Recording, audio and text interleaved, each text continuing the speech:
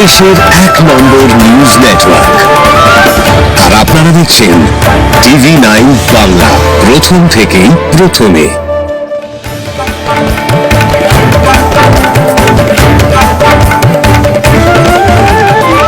নরসিংদীর বেলাবো উপজেলার আমলাব ইউনিয়ন বিএনপির সাধারণ সম্পাদক খলিল উল্লাহ তপনের বিরুদ্ধে দলের শৃঙ্খলা ভঙ্গের অভিযোগ উঠেছে।